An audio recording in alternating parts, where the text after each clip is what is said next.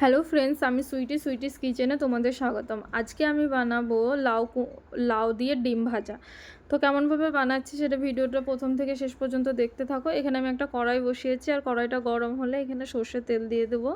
সর্ষের তেলটা গরম হয়ে গেছে, এখানে আমি প্রথমে দুটো ডিমকে ভালোভাবে ভেজে নেব ঝুরি করে। এখন ডিমগুলো আমি দিচ্ছি,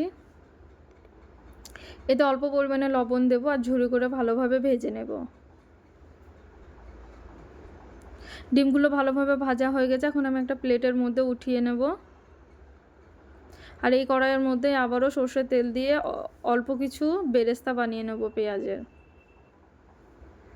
পেঁয়াজের বেরেস্তাটা আমি আগে থেকে বানিয়ে রাখছি, কারণ লাউয়ের সঙ্গে ভাজলে পেঁয়াজগুলো পুড়ে যায়, ঠিকঠাক টেস্টটা আসে না। তার জন্য আমি আগে থেকে পেঁয়াজের বেরেস্তাটা করে রাখবো।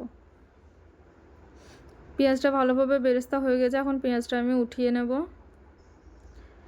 আর এই কড়াইয়ে আবারও তেল দেব, তেল দিয়ে লাউগুলো দিয়ে দেবো।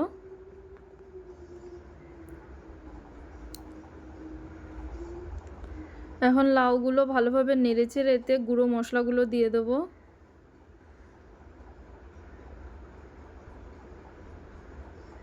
এক চামচ মতো হলুদ, এক চামচ মতো লাল লঙ্কার গুঁড়ো,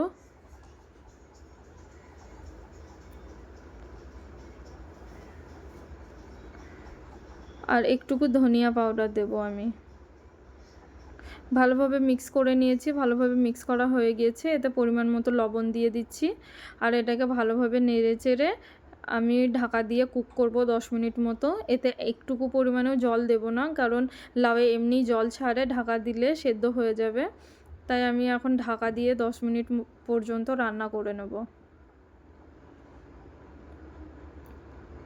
এটাকে ভালোভাবে লবণটাকে মিক্স করে ঢাকা দিয়ে দেব। ঢাকা দিয়ে এখন 10 মিনিট রান্না করে নেব।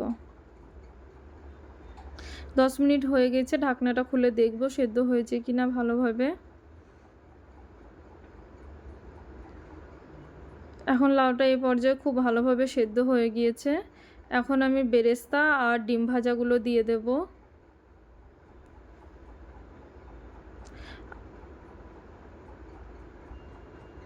এখন খুব ভালোভাবে নেড়ে চেড়ে নেব, ডিমগুলো মিক্স করে নেব।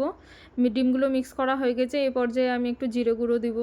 তোমরা দেখেছোই আমি প্রথমে জিরে গুঁড়ো দিইনি, লাস্টে জিরে গুঁড়ো দিলে জিরে গুঁড়োর সেন্টটা খুব সুন্দর আসে এই রেসিপিটাই। তাই আমি জিরে গুঁড়োটা এখন এই পর্যায়ে দেব।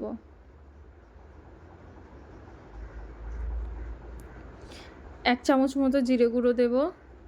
জিরে গুঁড়োটা ভালোভাবে মিক্স করে নেব। ভালোভাবে মিক্স করা হয়ে গেছে, আমার রান্নাও হয়ে গেছে। তোমরাও এইভাবে রান্না করে খেও, আর কেমন হলো কমেন্টের মাধ্যমে জানিও আমাকে। দেখা হচ্ছে আবার নতুন একটা রেসিপি নিয়ে। Thanks for watching.